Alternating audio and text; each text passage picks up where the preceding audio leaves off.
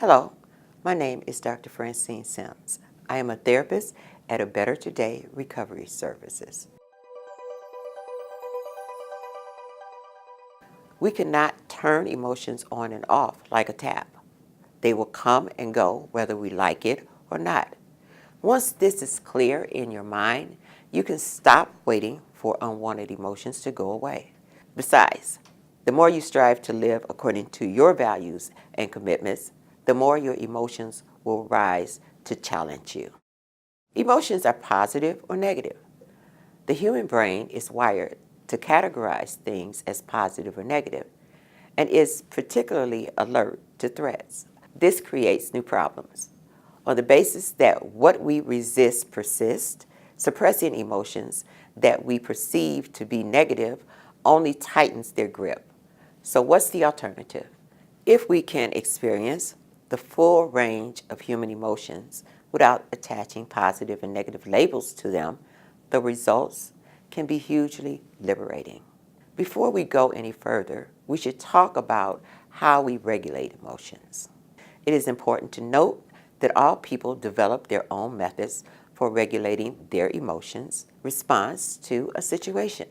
For instance, I've moved across the country alone to a new job.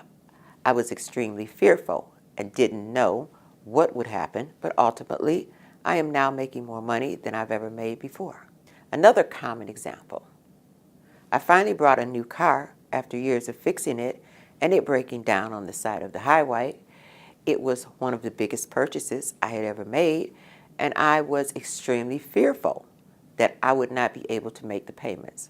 However, I could secure a better job because I had reliable transportation, and I am getting my third promotion on the job in less than 2 years.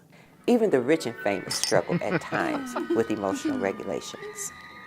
Take Dame Judi Dench as an example, who has won 1 Oscar, 2 Global Globes, and 10 BAFTA awards. She says that the more she acts, the more frightened she becomes. In contrast to thousands of aspiring performers who are waiting for the day that they'll overcome their fear, she treats it as if it is her companion rather than an enemy. This is not to say that she finds her fear comfortable, but she makes no attempt to resist it, and therefore it doesn't define her. This is why her on-screen character brims with humanity. You are not your emotions. Emotions are, by their very nature, resilient. It's important to understand that you are not your emotions. You are a person with values and commitments who happens to have emotions that are activated on a consistent and ongoing basis. This point might seem somatic, but it isn't.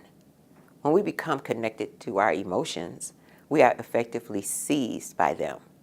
If you can notice emotions without becoming them, they no longer determine your behavior. We always have a choice. A thought or feeling doesn't prevent you from taking any action. It's easy to think, I'm frightened and cannot speak, but this is a trick of the mind. It would be more accurate and authentic to say, I'm frightened and I'm choosing not to speak. Being able to observe our emotions, even when they feel overwhelmingly powerful, creates a space in which we can reference our commitments and values. While we cannot always choose our emotions, we can choose our response to them. This gets to the heart of responsibility, and responsibility is probably the closest thing to a superpower that human beings possess. We now know we can't stop these emotions because we have values, goals, commitments, and beliefs. We unconsciously use emotional regulation strategies to cope with difficult situations many times throughout each day. Most of us use a variety of emotional regulation strategies and can apply them to different situations to adapt to the demand of our emotions. Please like, subscribe, or comment below. Continue watching our videos, and if you or someone you know is suffering from drug and alcohol addiction, please call us today.